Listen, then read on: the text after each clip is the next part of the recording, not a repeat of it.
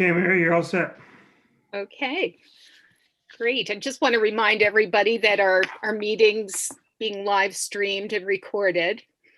So I hope everyone's doing okay on this snowy day. Didn't have to go too far today. So it's one of those times when I am glad we can meet by Zoom. That's great. Good. And I see Harmony's here. Wonderful. Yeah, Mary, if I could, before we jump to Jason, Harmony's back. She's visiting us. You guys are all aware that she's agreed to step in as our new Deputy Mental Health Commissioner, and she agreed to come to this meeting and the next one. Her first day is actually March 8th, so we appreciate her willingness to join us, but we thought it'd be a good time for you guys to see her again and also to hear Jason's talk tonight. So I want to welcome Harmony, and we look forward to working with her in the new role. Thank you. It's good to see everyone again. And I am, Mary, very happy to stay in my house today as well. Good. Great. Well, we're glad to see you. Good. So I just need to let you know that we have to make an adjustment in our agenda today. Jason Molino is here today to fill us in on the agenda topic of public safety reform, and his schedule allows him to stay today till 6-ish. So we're going to adjust the agenda and start off with Jason and then get back to our typical items. So thank you for coming, Jason. We can turn it over to you. Thank you, Mary. And because of the snow, I can stay a little bit longer if you have questions. So that's quite all right, but I appreciate you moving up to the front of the agenda. It's good to see everybody, see some familiar faces. Hope you're all doing well and weathering the storm. No pun intended. I came to kind of give an update of on where we are with the Reimagining Public Safety Initiative. And I think everyone's probably familiar with, this has started as a result of, well, it started from a lot of things, but what's kicked off, I think, this specific initiative and what we'll be doing in the timeline that we're constrained to in providing a report, at least for this initial step, is from an executive order by the governor, Executive Order 203, which required all law enforcement, all municipalities that have law enforcement agencies to do a reimagining or reimagining of law enforcement agencies, of their law enforcement agency, and they have to then adopt a plan and submit it to the state by April 1st. So from our perspective, when we started this, we didn't feel that that this should just be limited to our law enforcement agency, and we called it a reimagining of public safety for the reason that we felt that there were going to be a lot of other agencies that were going to be involved in this process one way or another. Maybe not initially, but eventually, that including anywhere of any agency that interacts with law enforcement, but also a lot of our other agencies or other partners that we participate with that provide services. We just didn't see this initiative limiting to public safety or to law enforcement. In fact, we kind of see this as really looking at our services through an equity lens across all of the services that we provide as a county. So early on in this process, the city obviously has a police department, as does other villages in the county, and the mayor and I got together early on and said, is there a way we can go about this collaboratively? Because we all serve very similar constituencies, they overlap many times, and I think it would be better if we went at it from a collaborative effort to be able to work on it. So the mayor and I got together early and talked about bringing in a group called CPE, which is the Center for Policing and Equity, and also brought in some other jurisdictions in the county to say, do you want to be a part of this? And for the better part of the past, probably since August or September, we've been working with a rather large series of work groups. There's 4 or 5 different work groups, anywhere from a research work group, a data work group, and a variety of other work groups that have taken on certain elements of this process and started to receive a significant amount of feedback from the public.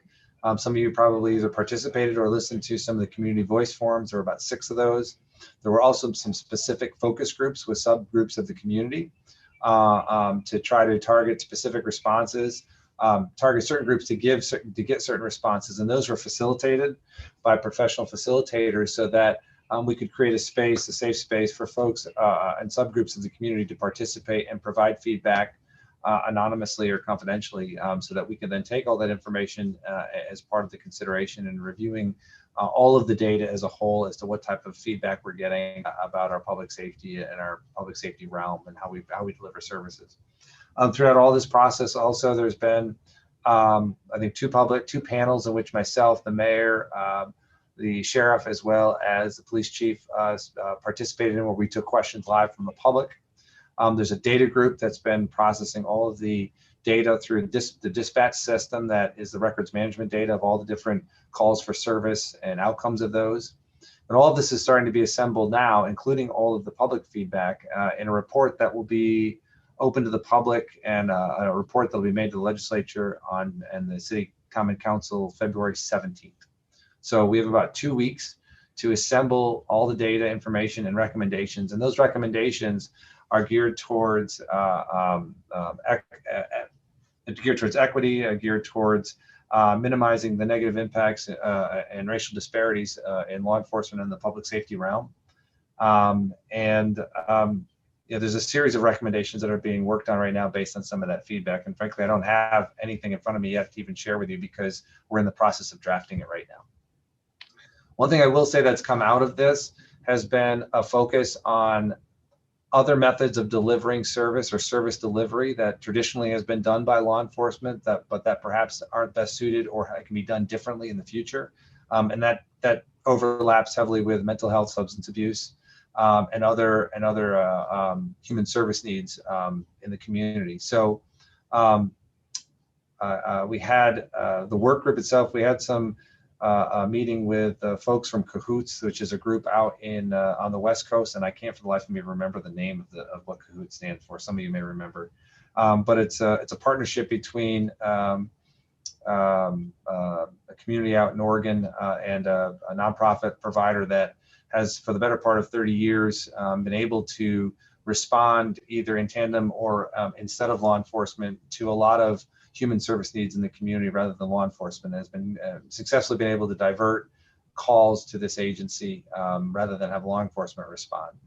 We also there was another community forum that had Cahoots come and speak to them as well, which I also went and attended to listen to them as well. So this is just one example of potential hybrid models of how do we better serve our constituency that maybe doesn't necessarily warrant a law enforcement response, but in the past has had a law enforcement response.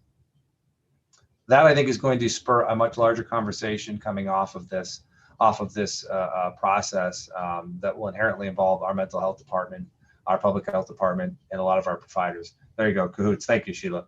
I can never remember the name of it, but that's kind of the overall perspective of what has gone on over the past several months, what I think is going to come out of it, at least on a little bit of a basis. And then I've said from the beginning, this Reimagining Public Safety initiative is probably the first step of what I would call a longer stairwell of work to be done in the upcoming years when we talk about reforming and how we provide and invest in the service delivery to our constituents.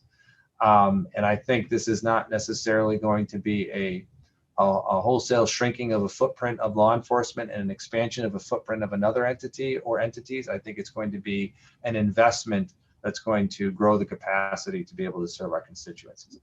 So that's kind of the overview of Reimagining Public Safety. All of the public forums, the community voice forums, the panel discussions, those were all public, have been recorded, and they are on our website. If you wanted to see any of them, I'm sure some of you have probably seen them. If you want to look at any documents that we've released, have been put on that website. And then when the report is recommended to the legislature and the Common Council, that will also be made available on the county website in 2 weeks' time. And we'll probably do a press release as well and make sure everybody on this group gets a copy of it as well. And then so after the 17th, there'll be about a 30-day public comment period, and there's going to be a series of different town halls and opportunities for the public to provide feedback. We'll then collect that feedback, provide it to both elected bodies, at what point they will have to adopt a plan no later than April 1st and submit it to the state. And like I said, I think that's the first step of what I'll call a long stairwell as we look at reforming and investing in our community in terms of service delivery to folks. So that was kind of a very brief, quick version of everything, but I'd be happy to get into any more detail that I can and that I know about with any questions that you may have.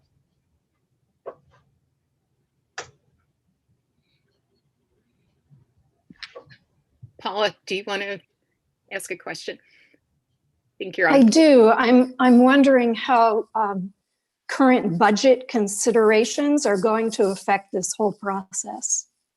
It's a good question. I think there's probably, I don't know the exact answer to that question because I think there's still a lot to be determined as to what type of investments need to be made that will have impact, and then what are the size of those investments. So for example, the CAHOOTS model in Oregon has developed over 30 years. It's a possibility or something similar to that. It's actually very similar to the community outreach program that we have here now, and in many ways very similar. There's some more specified training and some more resources available to them, but it's very similar to what we do around here. So the question is going to come down to is, what do we feel is a reasonable investment to be made? How much is that going to be? How are we going to levy that or fund that? I think that's to come as a follow-up from this report.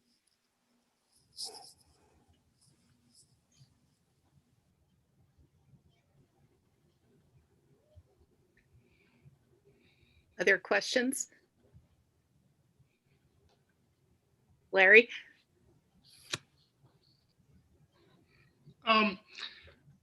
Does the CAHOOTS model have training for how to interact with people in crisis and people with developmental disabilities? I assume it does, but I'm wondering if you could describe that. And also, what is the role in Oregon of police officers having the authority to having the authority to arrest people for transport? The second one is a good question, Larry. And in fact, today I just got the contact information for the individual that spoke at the forum that I attended to ask a very similar question as to how they interact in a situation where in our state where a decision has to be made for someone to be involuntarily transported. What's their role in that? And that was another. So I don't know the answer to that question, but I want to know that answer to that question. And then also, how does the state manage it in terms of what authorities do they give their local law enforcement? So when I get an answer, I can definitely forward it to this group. So I don't know that, but that's a question I'm going to send out today. Your first question about training, in that instance, they had something like either there was a significant amount of classroom training leading up to someone being operational, and then there was about 600 hours of what I would call field training. Meaning that they were, they were not the primary responder, but they were attached, to someone who is in the field as they're learning over like a 600-hour field training program. Before then, they would be put into the field with a partner, because I think there were always partner responses. So it was a pretty robust, both classroom training, pre to field experience, and then a field training program where they were essentially tandem with another partner, not taking the lead, but learning to a certain extent on the job training, I guess I would say, but in the better terms of a field training program. That was that model. So it seemed to be, from my little knowledge that I've learned from it, there's a continual training aspect of it, and there's a pretty robust training program that they have in place prior to someone, going into the field working independently. Just to follow up on CAHOOTS, I listened to that, and it was actually a very good presentation. And I just got an email today saying that it's, you can access it, the recording. But what was impressive, one of the things that struck out was they said they fielded something like 24,000 calls. And of that 24,000 calls, they only needed police backup 250 times. Yeah. There was also, I thought was pretty interesting, is they have not had an incident or an injury in the field due to the response in the 30 years that they've partnered in this. So I mean, it's a well matured partnership that's developed, and that there's been a lot of comment about how to, what other types of responses can we have other than law enforcement. So what may come from this is an interest to explore this as an option. Like I said, I would relate it probably something that we have similar to what we have with our community outreach worker program, but that's, this is a much more robust, well-developed program that they're using in Oregon. Anne? Did you call my name? I'm sorry. Yeah. Oh, okay. Go ahead. I just wondered how the local law enforcement are, like, I know probably there's a variety of reactions to this, but I just wondered if you had a feel for like how cooperative or how into this they are. Sure. So the sheriff and Chief Nair are both involved and actively involved in the law enforcement work group, which is one of the work groups, along with the undersheriff Jen Olin and Deputy Chief Jolie. They've been very active and very involved participants in it. I have not been in that work group per se, but I meet regularly. I meet weekly with the sheriff and the undersheriff to talk about, for the past several weeks, we've met weekly to kind of see as things have progressed.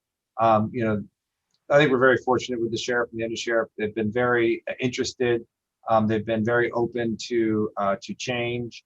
They have a lot of, I would say, progressive policies in place as is, and I think they're definitely open to how to make the things better and improve in the future. So my experience with the sheriff and undersheriff has been very positive.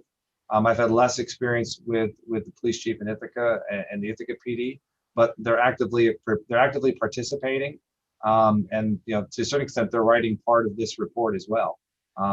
So they've been active participants. They have not participated, put it that way. Thank you.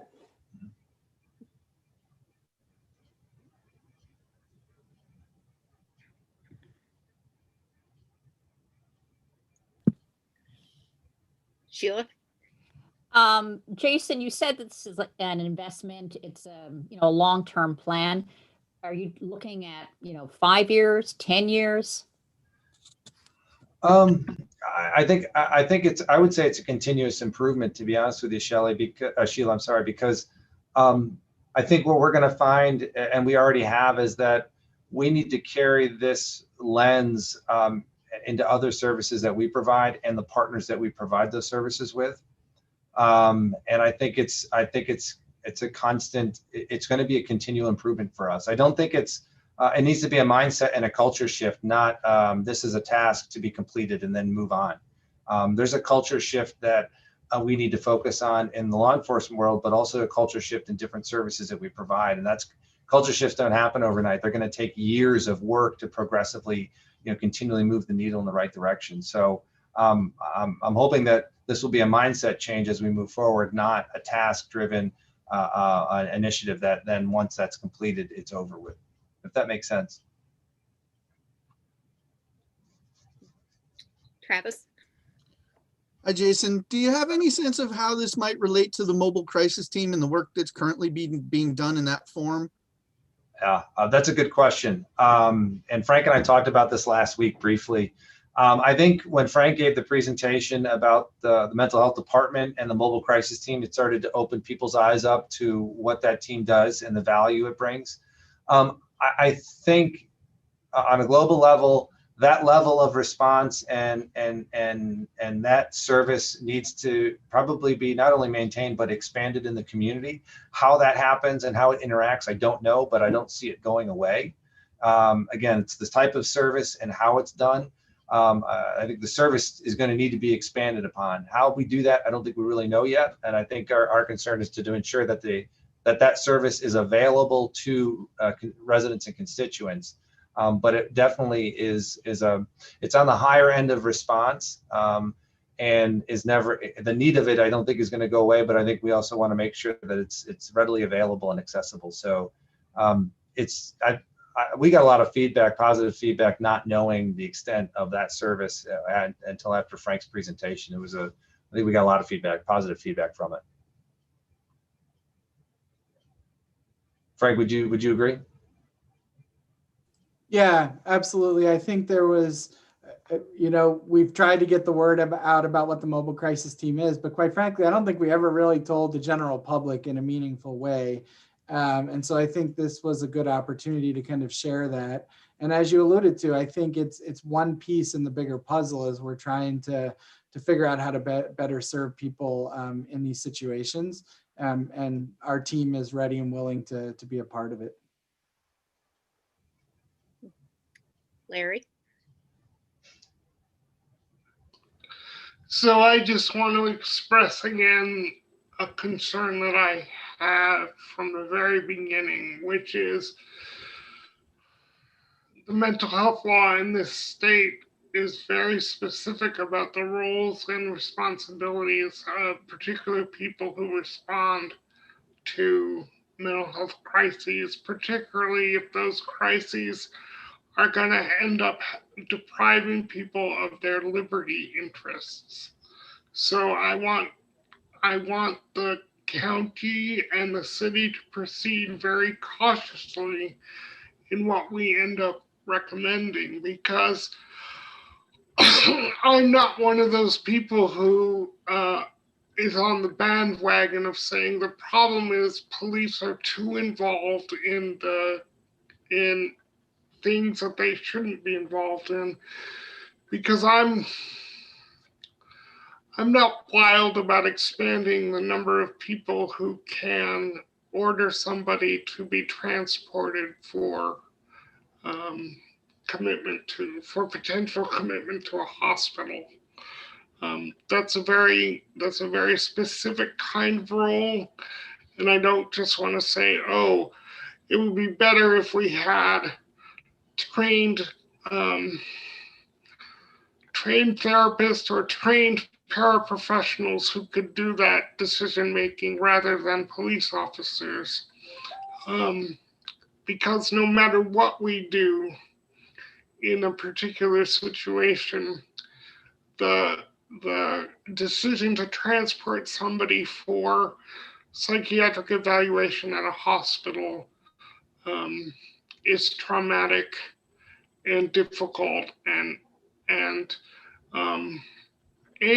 will put people in roles that they traditionally have not held. So I don't want us to just jump to, oh, this would be a better program than what we do now, because it may not be.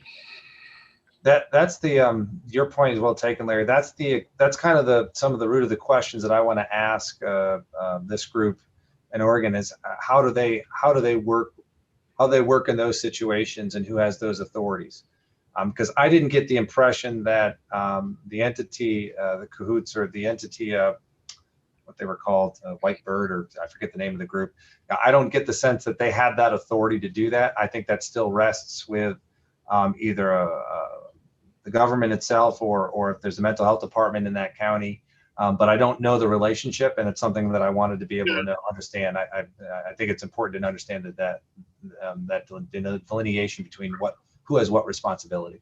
Because I would think that even though we have good crisis response and good therapists and other people in particular roles, that this is a fairly common occurrence that people get transported to Kiever Medical Center or to another hospital for evaluation.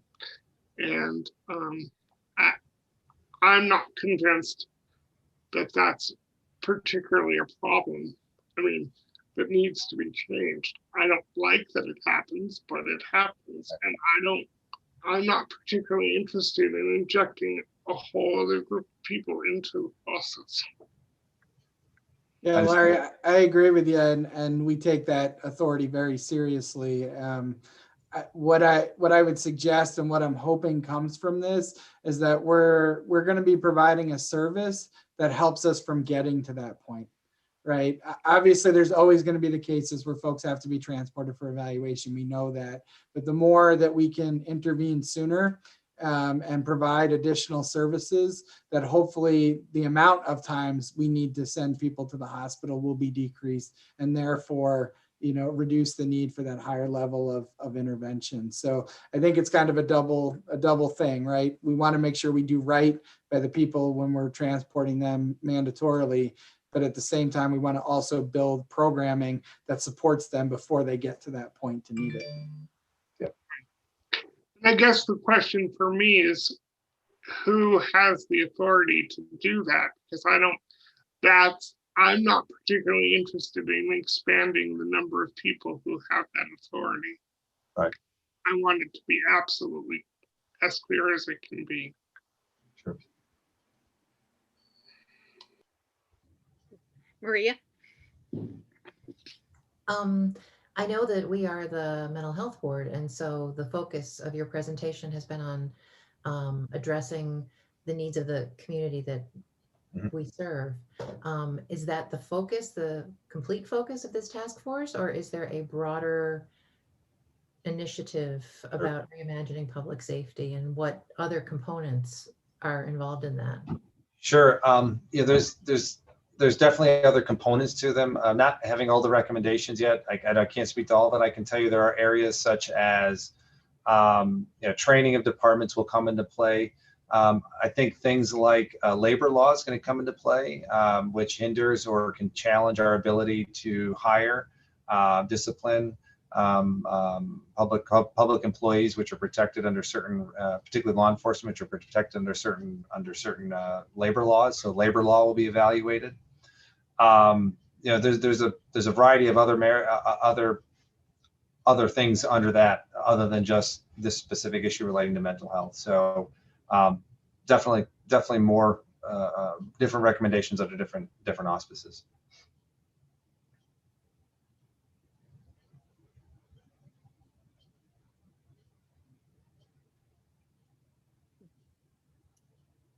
Other questions? Jason, can you clarify, is there anything that's been discussed about the area of developmental disabilities in this group? I don't know per se if it's been a specific topic that's come up. I would have to talk with our project manager if that's been a specific topic. So how this has worked, there are several work groups. So for example, there's a communications work group, a research work group, a data work group, a law enforcement work group. I don't go to each one. Those are work groups that are meeting several times a week and have been for several months. And I obviously don't attend all of them. Deanna Carithers, our Chief Equity and Diversity Officer, is the project manager that's kind of overseeing a lot of it, and has hands in most of it. But I can't speak specifically about those folks and how this may impact the folks with developmental disabilities. I can't. I'm sorry, and it doesn't come to the top of my head, but it doesn't mean that it hasn't been discussed. All right, Maria. Has it addressed the concerns of communities of color? Yes, I mean a big part of the executive order was to address and identify manners in which we can provide better service to people of color, to other members or our marginalized populations in our community. And a lot of this, I think, comes also down to culture in each organization or each department, how they're hiring, how they're recruiting folks, what's the expectation, what's the culture that's being set. And those I think are the substantive changes in the expectations of the department, meaning when they're hiring folks, what types of candidates are they looking for? What are the values of those candidates? How does that blend with the values of the organization, the department, and the community? All of that has played a part in the discussion, and recognizing the racial disparities in how law enforcement has interacted with different parts of our population. So it's a key focus, and I don't know if you've had a chance to read the executive order. It's supposed to be a key focus of this initiative across the whole entire state. So we can also send out the executive order if you just want to know a little more substance of what the directive was from the state, from the governor on it. Yeah, that'd be very helpful. Thank Sure. you. Good. All right. Any other questions? I think it'd be interesting for us to, after the 17th, learn a little bit more about the recommendations that are being proposed, and maybe we can have further conversation about that. I'd be happy to come back and talk to the group about the final report, or the report that's proposed. We'll be doing a presentation or a community forum on it after it's presented, but at any point in time I can come back, even if there's time in March to do it, I'd be happy to come back to the next meeting and talk a little bit more about it, get feedback. We're obviously looking for feedback, so you don't have to wait for that opportunity. If you review the report, have certain discussion in different circles as well, and want to provide feedback. I also know that there are going to be probably different community groups that may be having their own little town halls to seek feedback from their constituencies in between that, between mid-February, mid-March. And if you're part of those, please participate and provide that feedback. So I'd be happy to come back next month and talk about it. That's great. Thank you so much. Yeah, we would look forward to that. Great. All right. All right. Well, thank you very much. And it's good seeing you all again. Harmony, we'll see you shortly. Get ready to run, because we're gonna hit the ground running. All right. All right. Have a good night, everyone. Drive safe. Thanks again. All right. Take care.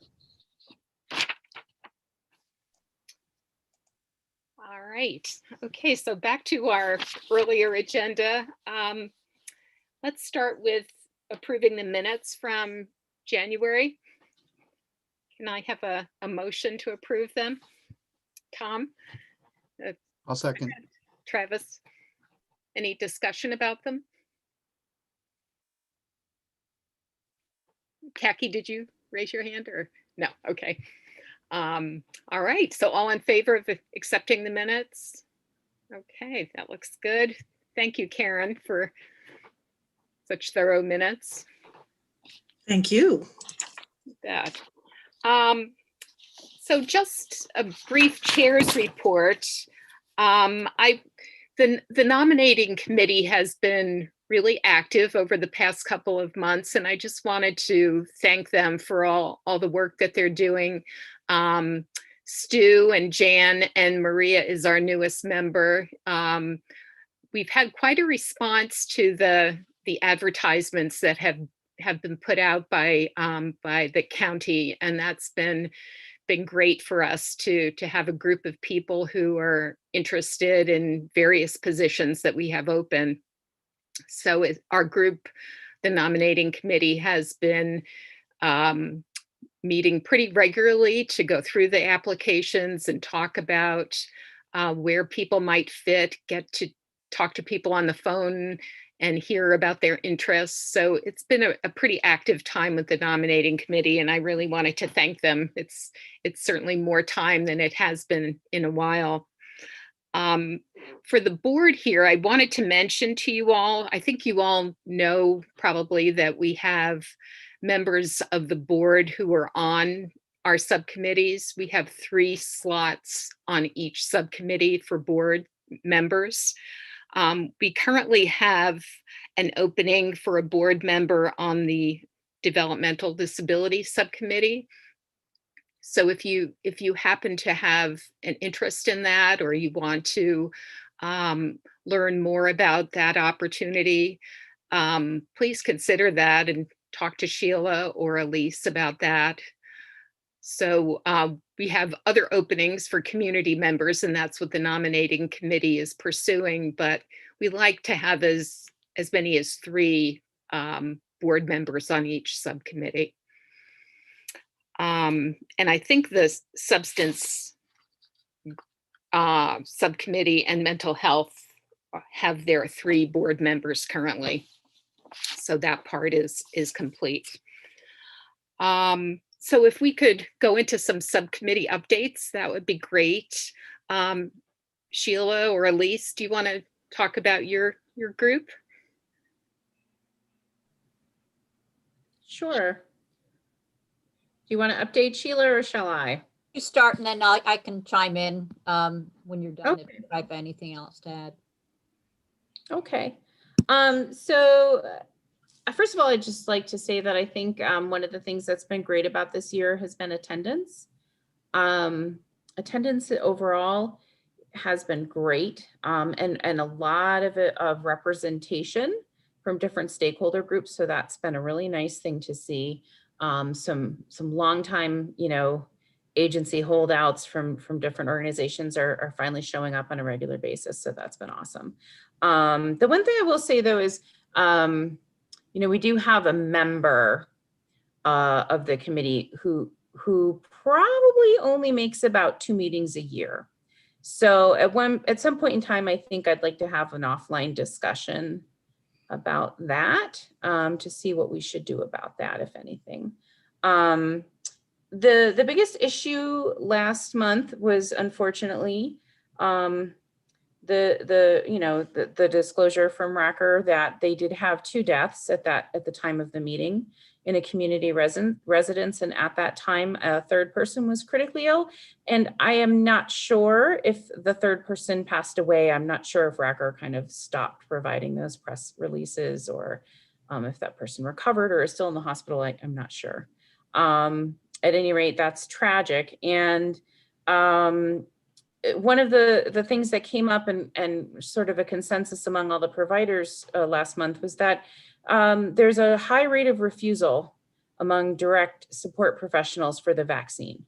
And this is very troubling because the people that they serve are obviously very vulnerable to dying from COVID, and have in fact died by the hundreds across the state of New York throughout the whole crisis. So there was some discussion of different strategies.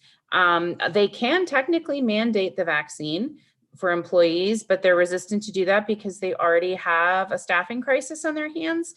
And I guess the consensus within their trade organization is that if they mandate the vaccine, they'll have a mass exodus of DSPs, because those workers tend to earn less money than you could earn, for example, if you went to be a cashier at Aldi or work at a fast food job, because the value of those wages has declined so much over the years. So they're hesitant to require the vaccine. And that said, they guesstimate that about 40% of their workers are refusing them. So this is a really big issue. To my mind, is a crisis, because they're going to continue to have this virus circulate in their community residences, and people will die as a result. So that is a big issue. And then the only other thing that came up that I wanted to mention is that we typically have an update from the state, from OPWDD, the DDRO out of Broome, and updates from them have been, I guess you would say, insufficient for the last several months. And Sheila, I can't recall the last time we had a thorough update from them. So they seem to join on a ad hoc basis, but we should have representation every month, and they're not always there. And when they are, they're more often than not unprepared and don't have numbers on Tompkins County. So that's another issue that I would probably want to work on fixing. Yeah. I agree. Their attendance has been a little bit inconsistent. On the good side, though, we had 2 guests that joined us. Jody Scriber, I know she had an application in for the Community Services Board, but her connection with Racker prohibits her from being a member at this time. But it was nice to see her as a guest, just to get a better sense of what we do. And then there was another person, Gabby Smith, from Cornell. So that was great, and they both seemed to appreciate participating. Just to Elisa's point, one of the providers, residential providers, was saying about the vaccines that some people are saying, well, we may get it, but we don't want to be the first people getting it. Also, they did say that if they mandate it, people may well resign. So that was problematic. People who were talking about the vaccine spoke very, very highly about the rollout in Tompkins County. They said it was extremely smooth compared to other counties. So that was, kudos to Tompkins County. And just one other thing, Challenge is apparently working on an alliance with an organization called Mosaic. I guess it's well, it is a chapter of the ARC in Yates and Seneca County. So that Mosaic apparently is very interested in growing. And I think that kind of alliance will probably be supportive to challenge Challenge's sustainability as well. And, I'm glad you reminded me of that, Sheila, because that was a biggie. And I sent an email about that. And we had suggested that when they have a little more information, someone come to one of these meetings and talk about their plans. My biggest concern is that I'm not sure that the ARC, that they want to do, they're calling it a strategic partnership, but it does seem like it's sort of a merger. I am not sure that they serve people who are not eligible for OPWDD services, which would mean that anyone receiving vocational supports through Challenge might not be able to receive them if they had a primary mental health diagnosis, for example, or a primary physical disability. So those are some questions that I have in my mind, just in regards to, looking out for the opportunities for people in this county to get employment supports, because MH supports for people with a primary mental health diagnosis, employment supports are already pretty hard to come by. Mm-hmm. So that would be a real blow. Okay. So you're suggesting we invite them to a meeting sometime soon? Okay. Yeah, it'd be nice to hear what they have in mind. Yeah, you probably heard that Joe Salmons, the executive director, has resigned and he's now taking the position as executive director at hospice. So I'm not sure, at this point in time, if we'll be able to reach out to someone to kind of actually speak about Mosaic. I don't know where they're at in terms of that alliance or partnership, but certainly we can, reach out and see, who might be available to speak further about it. And it would be nice to find out in the process if they've appointed someone to be the interim executive director, and I'm not sure where their search is headed, and maybe they're not going to replace the executive director depending on their plans with the ARC. So, Khaki? I just wanted to note, Elise, you might want to look at our bylaws because there is specific language in there, at least related to the board, about people who miss a lot of meetings and what can happen. And we might want to think, as we still have the hanging out there, looking at our bylaws and making some changes that might, if that doesn't cover it now, that might be something that we want to consider adding as well, so that there's that support for the subcommittees without them having to feel like they're out there, having to make stuff up themselves. Mm-hmm. Yeah, I know that there are rules. I think over the years we've had a couple of incidences on the committees where people just stop showing up, but it's always a little awkward. Especially, people are volunteers. So it'd be nice to chat about that a little bit. Yeah, that'd be good. Stu? I think you're on mute there. Stu, we can't hear you. Can you hear me now? Yeah. Hey. Hey, Harmony. Welcome. Nice to see you. There are policies, there are rules. It states if you miss more than 3 in a year, because there's 11 meetings that we can have, 4 we're supposed to have as a mandate. But if a person on a committee or a board misses more than 3, he can be subject to being taken off of the committee. The process is usually the chair of that committee contacts that individual to find out if they're sick or they forget or what the story is. In other words, give them a little leeway. And that kind of is a push or shove, because it's written in our policy that somebody has to contact you because it says that maybe you're not interested anymore after you miss more than 3 in a calendar year. So I think that might be something you can text or email. I've seen, half and half, people just, oh, I'm too busy. Well, if you're too busy, might get somebody else who can attend a lot more meetings. Or no, this is the breaking point, and I should have told you a while ago, I can't keep up this pace of meetings. So there is a Yeah, policy that's that, is worth a conversation to let them know that, ball is in their court. We don't want to fire anybody, but the language Yeah, is and in there. This individual has had poor attendance for years. Yeah. And so before I was chair, so I wasn't really sure if there was some sensitivity around asking that particular individual not to be a member anymore. I don't know. There's politics and a lot of things, so that might be investigated. But, the formal rule is if you are missing more than 3, you can get kicked out. Yeah, Elise, I'd be happy to talk further about this, and maybe we could decide what next steps would make sense if that would be helpful. Yeah, a word from the chair. Scary. Or the co-chair. Where is she? She's in the mountains. Thank you. Good. Any other questions for Sheila or Elise? Okay. All right. Larry, I know your meeting was canceled this month, but did you have anything you wanted to add? I think you're on mute. No, not at this point. Okay. Thanks. And Tom, how about you? Well, I can report that I had my first shot for COVID, and it went very well. Stand outside, go inside, you're treated nicely. You bring your paperwork, you sit down and wait, and they come and get you, and you get your shot, you sit down and wait, and out the door. And it was great. My second shot is this week, and I expect the same kind of treatment, unless we have to stand out in the cold weather and the snow. But I think so what?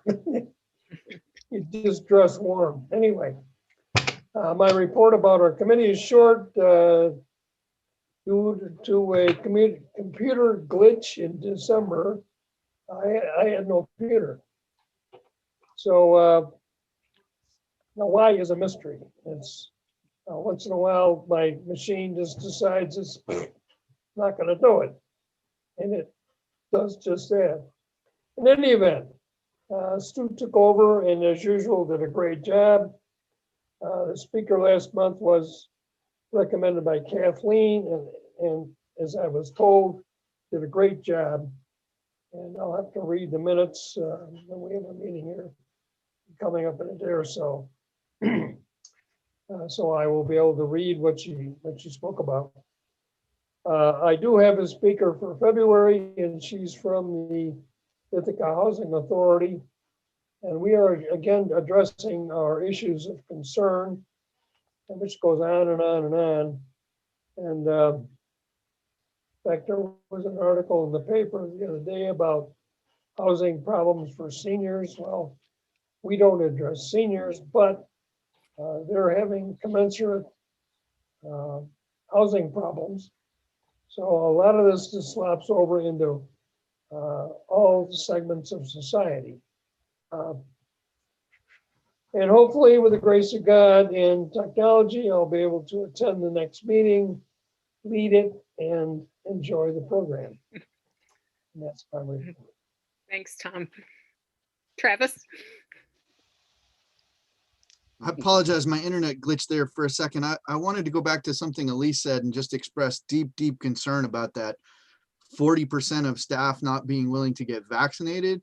And I'm wondering if there's anything we can do creatively to support Dan Brown and his efforts to help change that number. I don't know. Is it an educational thing? Could we encourage some kind of incentive? I have no idea, but that number seems very high and concerning.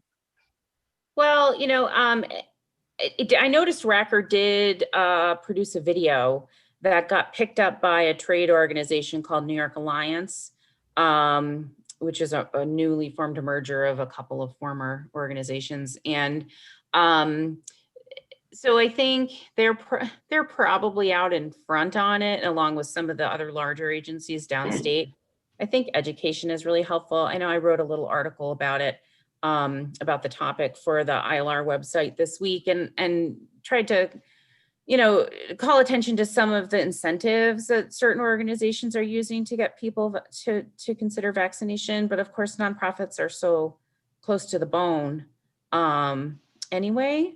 It's very difficult, but you know, certain things like one-time contributions to health savings accounts or extra paid time off, which, you know, doesn't hit the bottom line quite so fast. So, you know, I think that agencies probably need to be a little creative about it. And they said, yeah, Sheila, and they said 40%, but I was assuming that was based on actual data, like they had actually looked at their numbers, but it could also be anecdotal.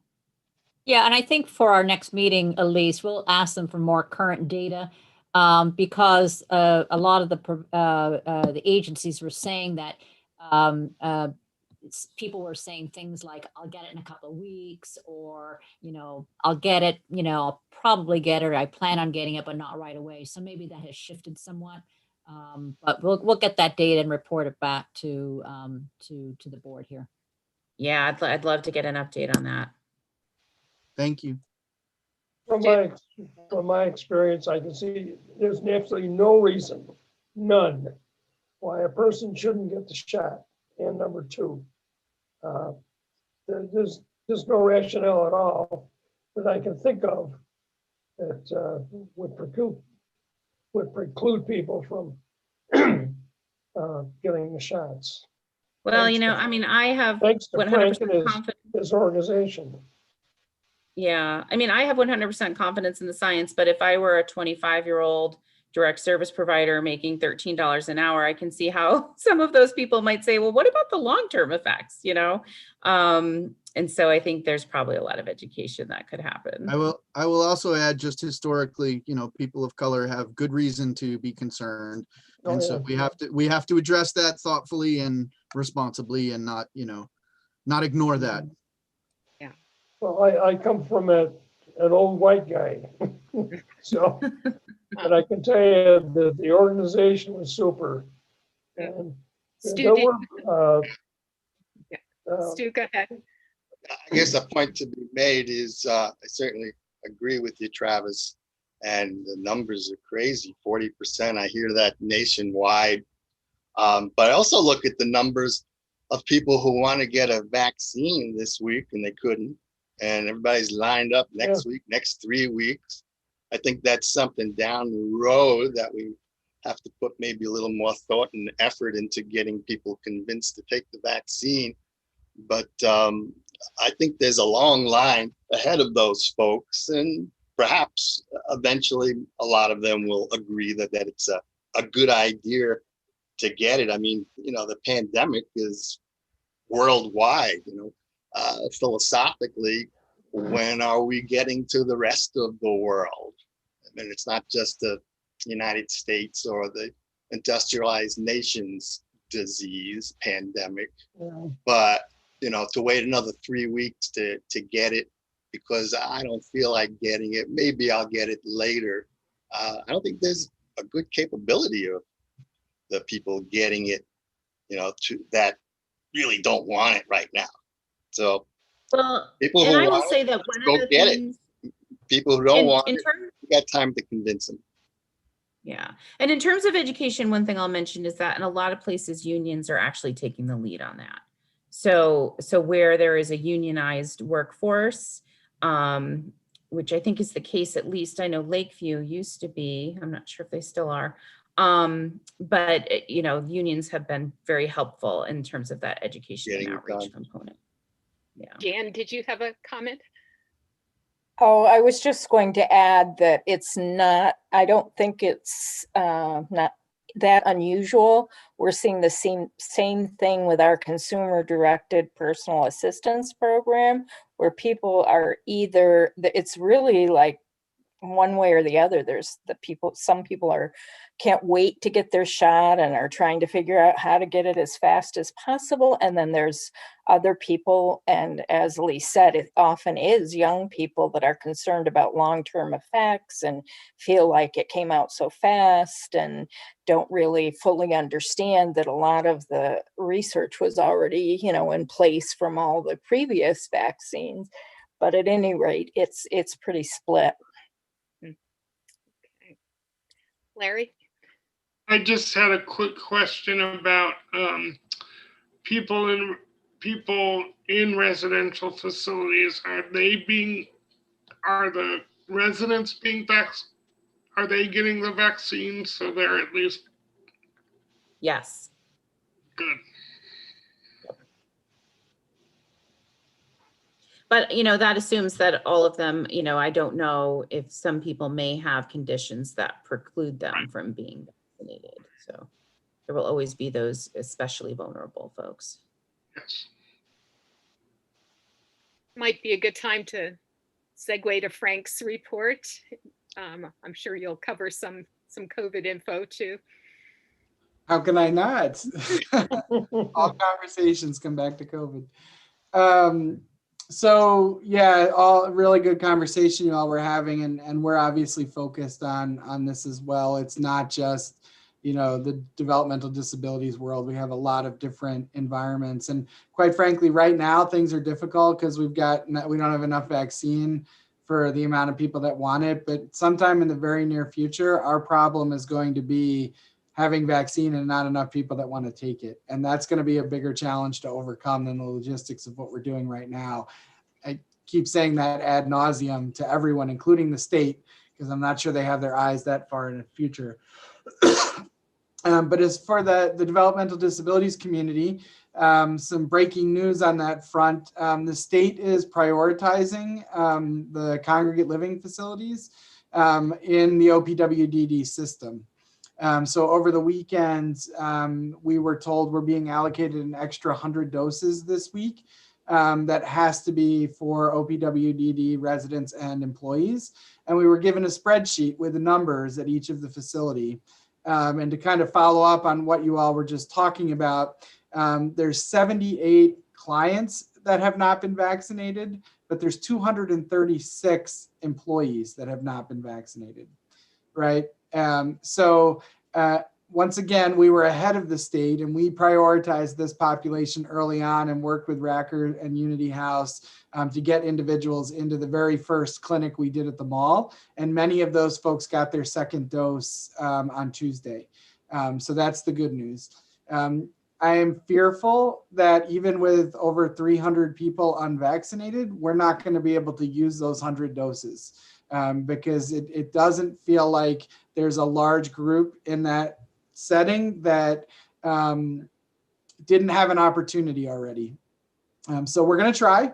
We're absolutely going to try, and maybe this time around more folks will be accepting. And so we do have that resource. That it came to us this week. We had a call this weekend and we're notified. So that's the good news. And that's also, we'll also have data, right? You were asking about what will be left. So we'll know we started with just over 300 and we'll see how many we give out. And then we'll know kind of where we are. I think the positive thing is that many of the clients have already been vaccinated. So we really need to make inroads on the staff. And everything you guys talked about are all things we have to overcome from, you know, an education perspective as we move forward with it. So more to come on that. Travis, you had a question? What happens if the doses go unused? Does that count against the county? Like, I just don't know what happens if that happens. This is a separate allocation. So the state is micromanaging this. Yes. So we get a larger allocation of 600 doses, which appears will now be our weekly allocation until the federal government supply increases. And we have to use those 600 doses within the week, or they have to be redistributed someplace else. These 100 doses, because Moderna can only be shipped in a minimum order of 100, every county is getting 100 doses. And for some counties, that's 3 and 4 weeks of their future OPWDD allocation. And for others, it's, you know, it's not the total of what they're going to get. So I think we're somewhere in the middle of that, that likely it is 3 weeks allocation for us. So we've got some time to work to try to get those folks in. The challenge is it's resource intensive to do one-offs, right? And so we've got to figure that out. We'll likely start by inviting them to the mall and see how many we can get that way. And then from there, we'll look at what's left and what additional steps need to be taken to reach those individuals. So the allocations make a difference, and how you can use them. The same thing with second dose allocation. Those are assigned to the first dose person, and you have until you get it in their arm to do it. It's not a use it or lose it kind of thing. So it's really only the first dose that are not, allocated specifically by the state to something that have to be done within the week. And we will definitely get those done within the week. Stu, do you have a question? Yeah, so you have 600 doses for the next 3 weeks, so. No, we have 600 doses for this week that are for phase 1B essential workers. We have 100 additional doses for a total of 700 that are for OPWDD that we have over the 3 weeks to get administered. Okay, because I read on the news where the freezer failed in one community and they had to give out 100 doses to just random people that they were able to call up and get the dose into their arm. It sounded kind of haphazard, but are we able to do the same thing? Well, that's why we partnered with the hospital. They have a full-scale pharmacy on site with pharmacy grade refrigeration and freezers that all have alarms and notification systems on them. So if anything were to go wrong, we would quickly be able to either move those to other storage facilities, including at the health department, and or use them if necessary. But there's redundancies in those systems. And so we'd have significant problems at the hospital if we were worrying about vaccine, because it would mean there was a systematic failure there of some sort to the facility. Right. I guess I was inferring on those 100 vaccinations that you don't think you'll be able to fill. Can they go into other arms? So right now they cannot. They have to go into OPWDD arms. If we were unable to do it over the time and we just didn't have enough people, the state would likely redistribute them to another place that did. I see. Okay. Thank you. So so vaccinations, we continue to work with the system that the state gives us. It is challenging and it doesn't always make sense, but it is what we have, and we're committed to any vaccine that we get, we're going to put it into the appropriate arm as quickly as possible. And so we're continuing to work that route. Those 600 doses that we're getting each week is the highest county allocation in our region. And that includes Broome as well. And that is a reflection of what CHS and the county have been able to do with our large scale mass vaccination sites. Wow, that's impressive. Not enough, but it's more than everybody else because we've proven we can do it. So that's good news. We're working on what we're going to do with those 600 doses. There'll likely be a press release tomorrow about how we're going to prioritize those. We have taken the step that we're prioritizing within the 1B group because we're trying to limit the chaos of who needs to be clicking, right? So last week we said first responders, corrections officers, and pre-K through 12. It was only 600 doses, so we barely put a dent in the pre-K through 12, but at least it was a finite group of people that were clicking away trying to get into the slots. And that seems to be the more sane way to go about doing this. It's difficult because it means I have to draw a line somewhere on who we're prioritizing. And whenever you draw a line, there's somebody always on the other side of it that is unhappy about being on the other side. But we felt like that was the more prudent way to move forward than the chaos that we've been seeing with the previous approaches. So the other thing I wanted to make you aware of about vaccines is the state has now started with pop-up pods to address communities of color, low-income communities, and senior populations. So you're probably going to hear about one happening in Broome and Chemung over the next week. They've happened in Rochester and Buffalo and Syracuse. Those are state-driven, meaning the state gives additional vaccine and says you can use it on any eligible person. So there's none of this. You can only do phase 1B workers, or you can only do 65 plus. They're giving a bolus of vaccine that can be used on anyone that's eligible. And then they're going to these communities. The counties are going to these communities and vaccinating. We are prepared and ready to do that. And we've told the state that we just need them to give us the vaccine and the authority to do it. And we will gladly make that happen here. So just wanted you guys to be aware if you're hearing about that. It's not that we're just ignoring it or we're not doing it. The state made special rules for those to be able to happen. And unfortunately, we have not yet gotten the vaccine and the flexibility to do that yet. Dr. Marg, did you have your hand up? Yeah, I had a question about, you said sometime in the future, we're going to be in a position where we have more vaccine than people who are interested in being vaccinated. What kind of time frame are we looking at with getting through the people who are, right now we have more people interested than we have vaccines. What time frame are we looking at with that? Yeah, it's a good question. At the pace we're going, it's going to be a while. The hope is that production will increase and or additional vaccines will come on the market that we'll be able to use, which will help improve that problem. I think we're going to have a better idea as we move through 1B in the next few weeks, right? Pre-K through 12 is a big group. Here in Tompkins County, higher education is a big group of people that are likely going to be early adopters. I think when we see the grocery store population, that will be more indicative probably of the general population and what the uptake will be. So we'll have an idea then that'll help us present with a timeline. But right now we're probably talking a few months. If things change, it could be, less than that.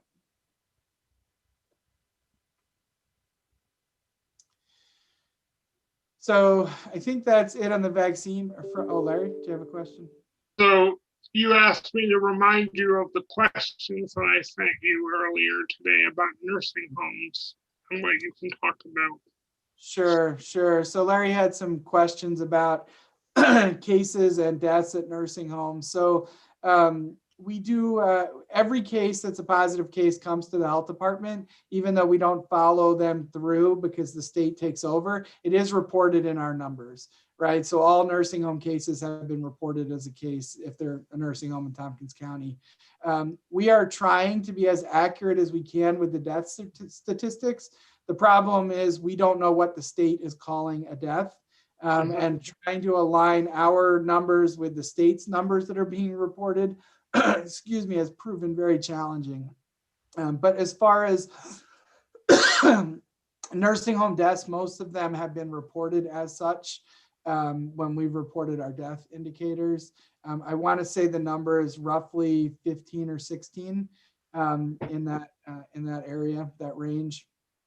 Don't quote me on that because I don't know for certain, but I think that's roughly where it is. And then Larry, your other question was, why would people be going into these nursing homes? No, that's not my question. My question is specifically if there's been, well, I'm thinking of Oak Hill Manor, which is, the media makes it look like there's been a clump of deaths at Oak Hill Manor. And if that's the case, why is the state not doing something to make it so people don't have to stay there? I mean, so that's my question. When there's, yeah. Yeah, no, it's a good question, Larry. And so whenever a facility has a case, the state then implements more significant infection control procedures. People have to be isolated and cohorted. There's more PPE that has to be worn and extra precautions taken by the facility. The challenge is where do they go, right? So if not Oak Hill Manor or another local nursing home, if they've already been exposed, moving them to a nursing home that doesn't have any cases would actually be more dangerous because now you're exposing another facility that doesn't currently have it. So it is a very challenging situation. I mean, ideally, if you had cases, all of these folks would move back to a single family environment so that they could be, cared for in that manner with home care folks coming to them and but that's not the reality, right? For many folks, there isn't family, or the resources don't exist for that private type of care. So we're left trying to manage within the nursing homes.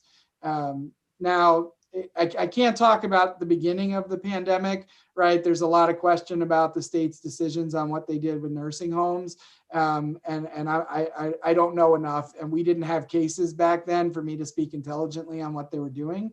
What I can tell you now is there are pretty significant infection control procedures as soon as a case is identified in any congregate living facility, right? Whether it be a substance use inpatient, developmental disabilities, a nursing home, whenever a case is identified, either the local health department or the state get involved with that entity and provide them guidance on how to best limit the spread in their facilities.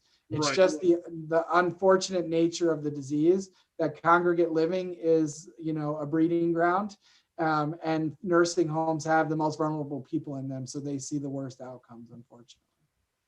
So I have another quick question off topic, which is, do you know what's happening at Challenge and what they're discussing, Frank? So I found out that Joe was gone on social media like a day or two ago. So I gotta dig into that a bit. And my apologies, I got caught unawares about that. But I'll try to find out as much as I can about what's going on and who's been delegated to be the leadership there, and let you guys know what we find out. Well, I don't think it's your fault that you found out on social media. I mean, that's how I found out. I would think the responsibility of the leadership of Challenge to understand that the community has interests and they have contracts with the county. Yep, I agree. So kind of shifting off of COVID, there are other goings on. I was glad Jason was able to come and kind of give you guys an update on how the public safety. He did allude to the fact that he and I have had some conversations about the mobile crisis team and how it might fit into, the bigger picture around public safety reform. I think the good news is he recognizes that it's not just we're going to step in. It needs to be something bigger. It needs to be resourced. And we as a community need to build something that's going to achieve the outcomes that we have. So I'm feeling good, at least about where that part of it all stands. And we'll continue to be involved as is appropriate. And hopefully you all will begin to see more opportunities where your voices can be heard with that as well. In the department itself, just real quickly, a couple of things. Obviously, Harmony will be starting up with us in the beginning of March. The strategic planning process is continuing to move forward. We're close to a final draft document. Our working plan is to have a joint board meeting between the Community Services Board and the Board of Health. They're going to be a launching point for that. That'll probably be in early March. So we're trying to get a date quickly so you guys can put that on your calendars.